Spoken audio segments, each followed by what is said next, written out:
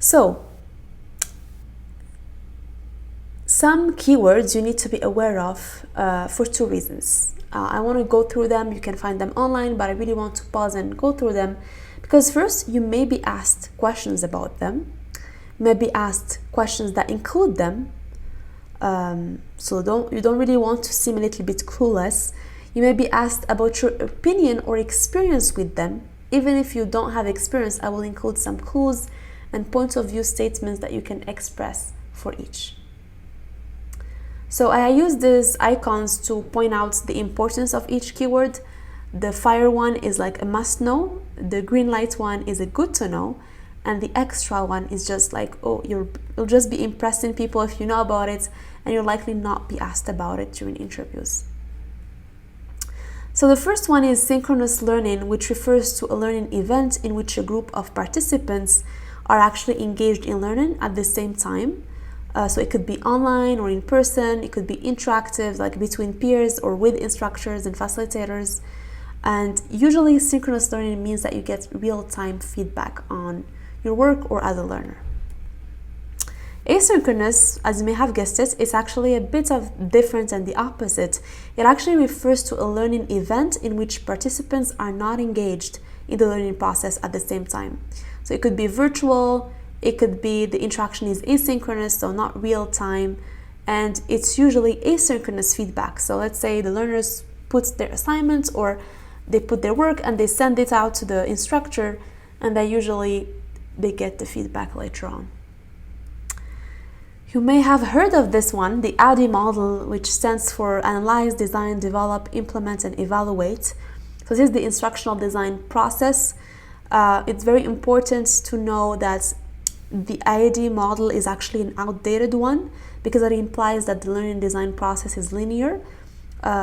So it's not one step after another. In reality, it should be more iterative. So it's better that you say that you are aware of the ADDIE model, but you are applying more of a design-led approach that prioritizes iteration and the learner, like the SAM model or the design thinking process, which is our next keyword. So the SAM model stands for Successive Approximation Model. You can see here you have three phases. You have the preparation phase. It's all about information gathering, some background, your research, you build some empathy with your learner. There is iterative design phase. It's all about the savvy start, the project planning, and additional design. Then there is the design, and then there is review, then prototyping. And then you have the third phase, which is iterative development phase. It's about proving your design, making sure that it's coming to life, that you have versions like alpha, beta, and gold versions of your learning experience. You iteratively develop things so you can get back to the previous phase in case you have to redo things or you got feedback. And then you usually evaluate and implement while getting back to that design phase in case it's needed. And this is the design thinking process, or what I call learning design process, because this is really taking design thinking and applying it to a learning problem or learning solution. So just quickly going over all of this. So during the discover phase that you can see here, you gather information like the SAM model about the problems that the learner is facing and you empathize with them. The discovery stage is really crucial because you're actually understanding what problems you need to solve and why. During the define phase, you get to analyze the information you gathered about your learners to provide more context, and that context will actually tell a story about your learner. So through brainstorming, journey mapping, these are artifacts by the way, storyboarding, you refine your understanding of the user's goals and motivation. During the design phase, based on insights gathered about the user, you collaborate with internal experts and stakeholders to generate ideas for the design of your solution. And by creating low to high fidelity concepts or prototypes of your designs, you're actually able to turn them into some feasible solutions, and you get those to turn those ideas into concrete design concepts. And then of course you validate the designs through testing with actual users. So during the develop phase, you get to so once your design is validated, you actually are able to get some sign-off from your stakeholders on your projects. And it's actually time to bring your design to life. Usually learning designers work with instructional or learning developers who take care of the development phase only. However, you usually find multi-hat learning designers who take the learning solution to the finish line and do the development themselves. So that's the develop phase. And during deploy, obviously, you release your solution for final production and you subsequently do it and you share it with the audience of learners. It is also a good time where you gather further feedback from early adopters for the next updated version of your solution.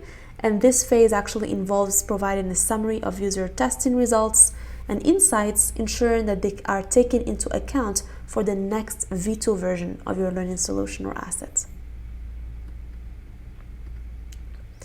So LMS, or Learning Management Systems, it's actually a software application or a web-based technology. It's used to basically plan, implement, and assess a specific learning process.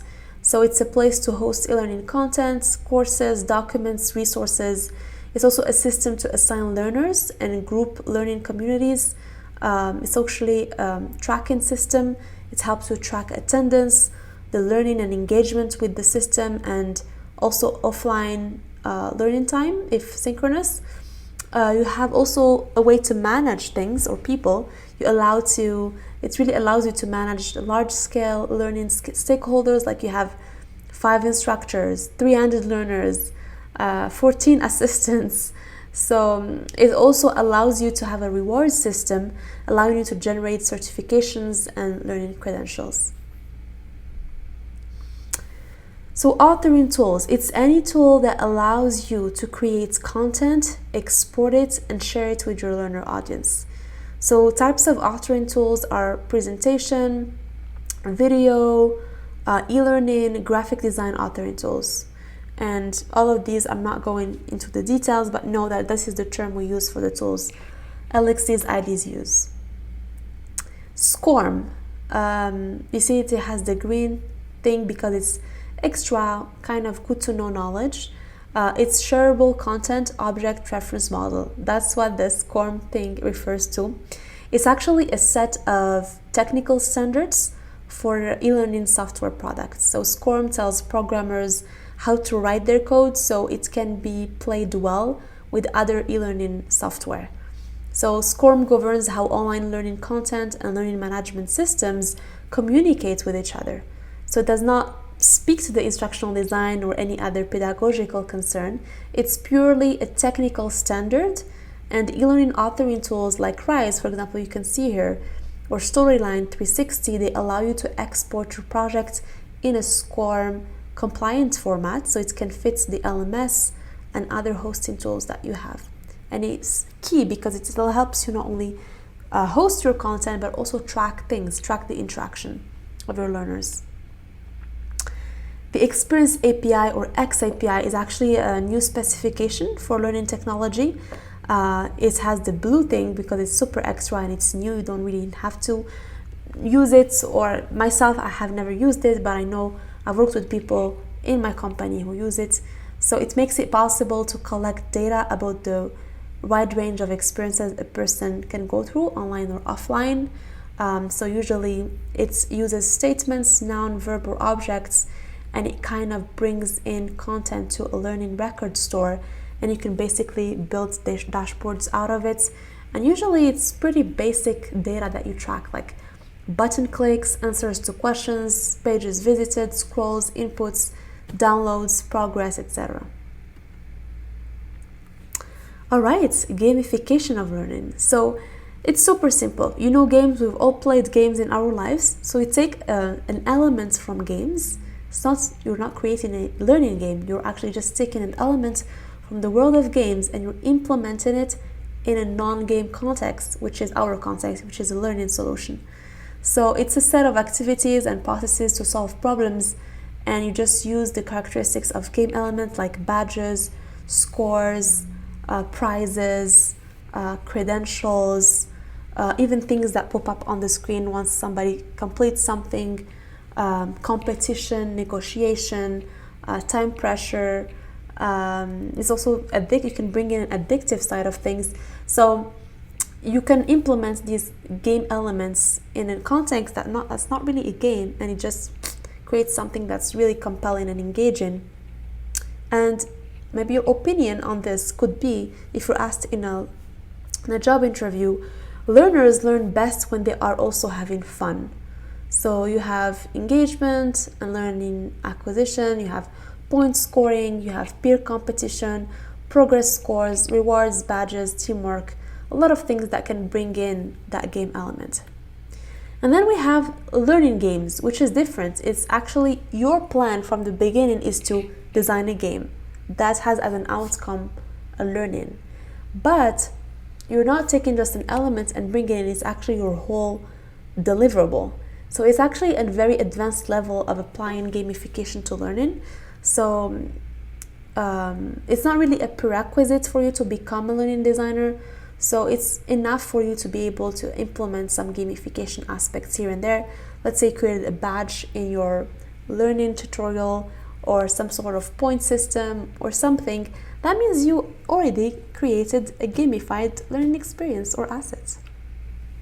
For example, just to give you like a quick overview, for me I had the chance to work on what I call a cookbook, and I just created the metaphor of ingredients with menus, and it was purely technical context. It has nothing to do with cooking. It was about software development, and I was training developers on how to work with visual designs and brands.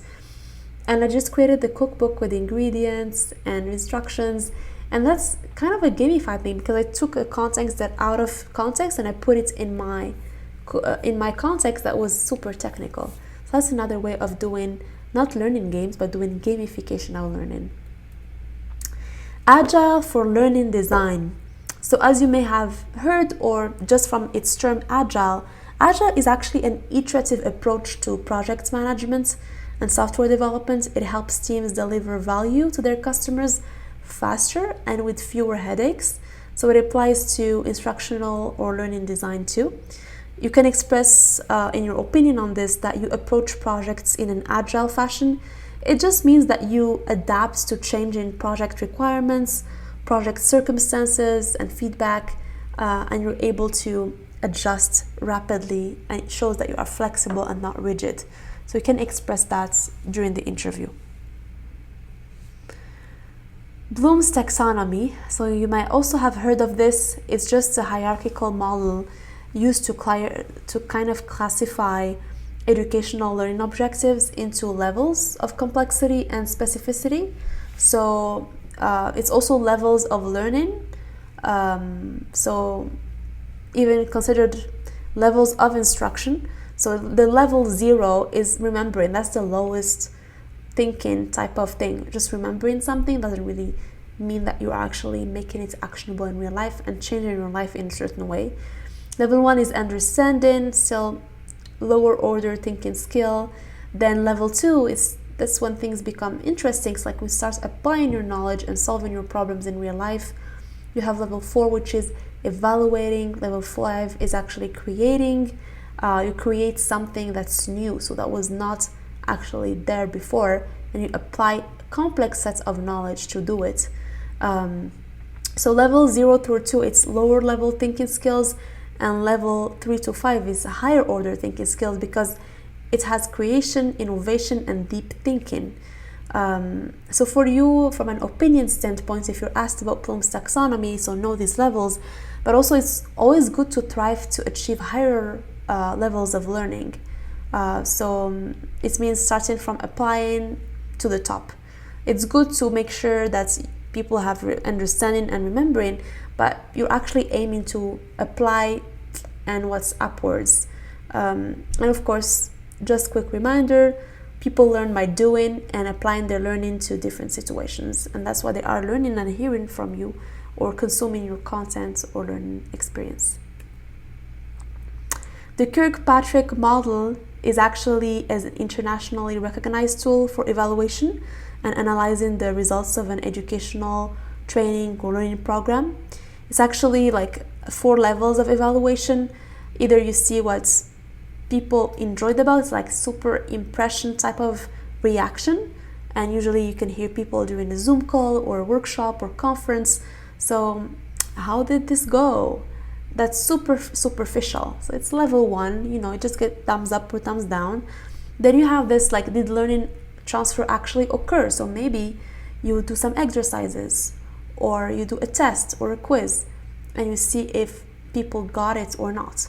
Then there's this extra level of impact, and that's where I aim most of my learning design.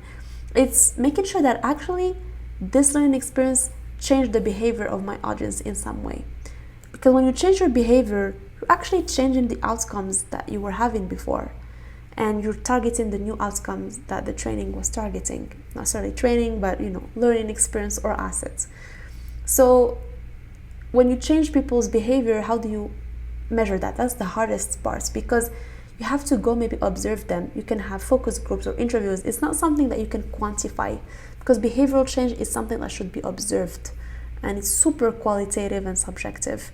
So usually for me, if I'm working with a team and I'm helping them acquire a set of skills or knowledge on something, then I go and watch them in real life on the field, working on their projects and seeing how they have implemented maybe the keywords or the processes that they were taught.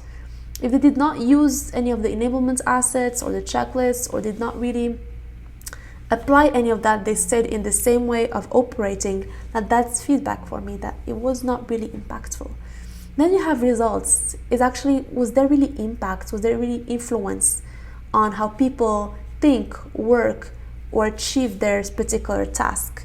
So it's not just performance, and the performance sounds a little bit hard, but it's more than that.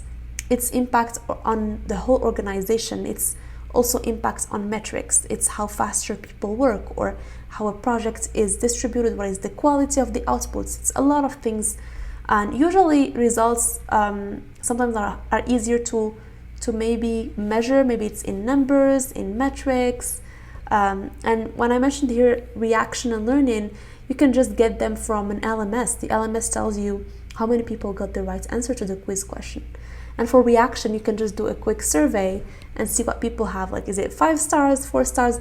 But you can't really know if they actually incorporated and internalized that content in a way, because they're just reacting to what they've just been through. They can't really give you the exact answer that you need. Is actually the impact of how that changed their lives in some way. So there are 5 types of content that you need to be aware of. It's actually just a mindset shift. It's not something that's theory, but it could make you feel or seem smarter than other people, and smarter than other people competing with you for this job that you are applying to. So we have facts, principles, concepts, processes, and procedures. And I have a full video on my YouTube channel on it. I'll be linking it in this section, so go check it out. And what I would say is, if you're asked a particular question that's about your workflow or how you perceive the theory behind learning design or instructional design, so try to tell that recruiter or interviewer that you approach every learning design challenge with the mindset of what type of content is in scope, and what type of content is actually driving your learning asset or solution. So it really, once you pinpoint the content type, you're actually able to develop a solution that is effective and adapted to your learner audience.